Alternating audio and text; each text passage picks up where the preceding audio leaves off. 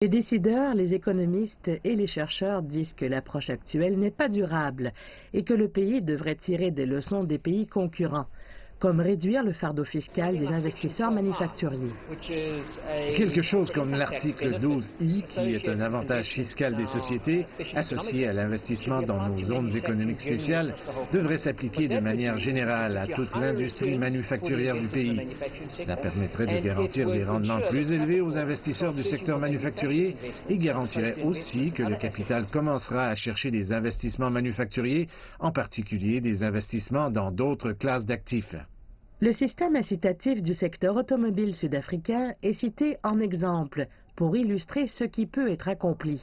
Il contribue à 58% du total de l'industrie manufacturière et à 6,9% du PIB au pays.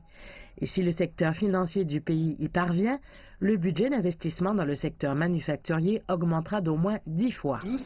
Nous croyons que les 7 milliards de rands des IFD auxquels s'ajoutent les engagements du secteur financier pourraient permettre de placer environ 100 milliards de rands d'abord dans des industries noires, puis ensuite dans l'automatisation des entreprises du secteur industriel.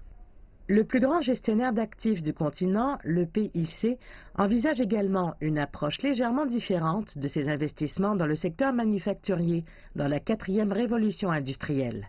C'est l'un des thèmes centraux. Quels sont nos facteurs de production? Où sommes-nous réellement compétents?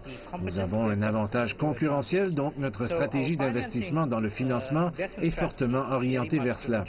Mais il y a certaines préoccupations envers les innovations qui sont développées dans des établissements universitaires locaux et qui ne sont pas commercialisées. Nous avons eu cette fuite de propriété intellectuelle qui avait entraîné des innovations, des travaux de recherche et de développement, et ces projets réalisés ont tout simplement été vendus à l'international où ils ont disparu d'un long oubli.